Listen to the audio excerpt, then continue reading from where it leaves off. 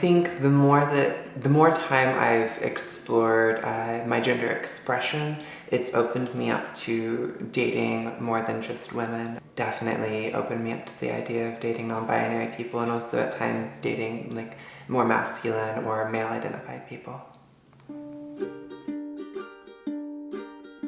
I have a heart that loves the ignorant populations who really believe their sexual limitations, who think we will live up to their gender expectations, all those parents who ask us for explanations.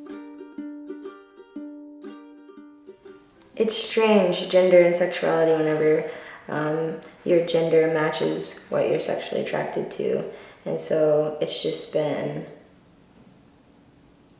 now that I think about that, I mean, no, it doesn't. It doesn't affect my sexuality. It is what I am, so it's something so familiar.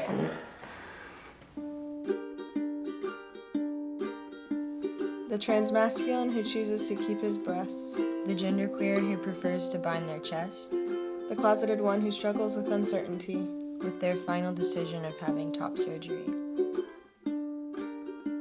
Gender has affected my sexuality in phenomenal ways. I grew up, without any role models for anything outside of binary, straight, Southern Texas culture, and so finding those identities and starting to play with roles and play with it and not being confined to it has really helped.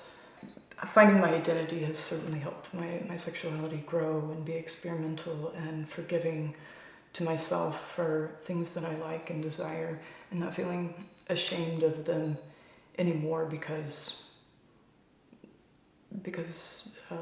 it wasn't part of the norm. It's given me a fun place to explore safely with consent.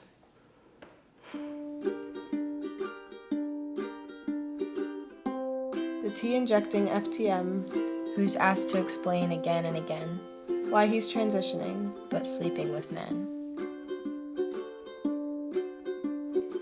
I am very fluid in my gender, and I find that my sexuality tends to mirror what my gender identity is. So if I'm feeling more masculine, I'm attracted to more masculine people, and if I'm feeling more feminine, I'm attracted to more feminine people.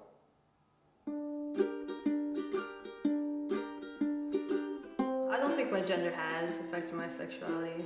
I just like who I like,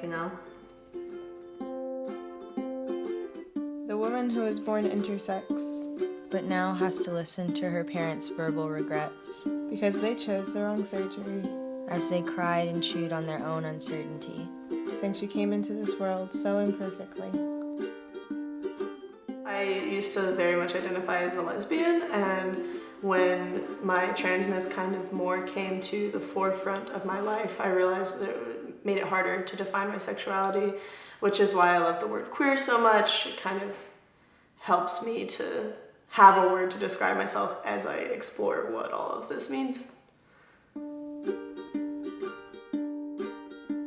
The bisexual who floats between the straights and the gays, because "would you make up your mind" is all she hears them say. I guess it does and it doesn't. I think it's all so fluid that, but I think when it comes to sexuality, I definitely feel most sexual when I feel most like a gay man, if that makes sense. Like, that's where I'm most comfortable, and that's where most of my attractions are, and that sort of thing. In the past, a lot of the people I've been attracted to have been either androgynous or very feminine males, or very masculine females, and so there's always been that androgyny there. Don't swallow your pride, but swallow your fear, because honey, let me tell you, it is damn good to be queer.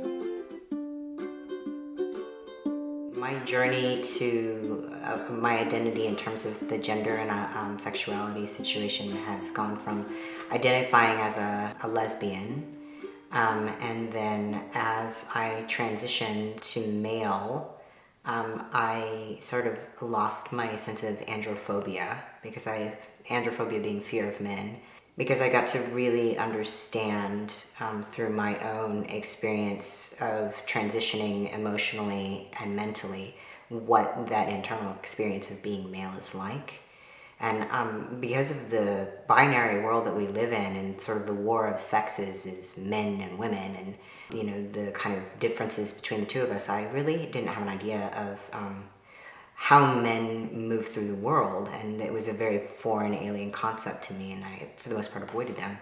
But once I transitioned, I realized just how incredibly alike men and women are, and the differences that they share in the binary world are pretty insignificant in compared to the similarities we share as human beings.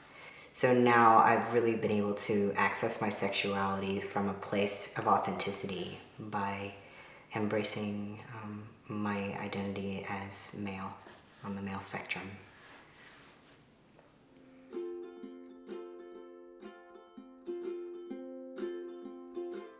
Check out our new merch collaboration with Tomboy Society. They're donating 50% of the proceeds from all Roaming Gender apparel to the project. Don't forget to subscribe in order to catch the next Roaming Gender episode.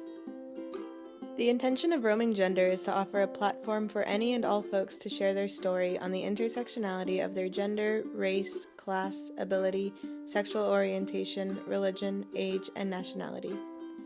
If you're looking to get involved, donate, or be interviewed for Roaming Gender, visit us at www.roaminggender.com.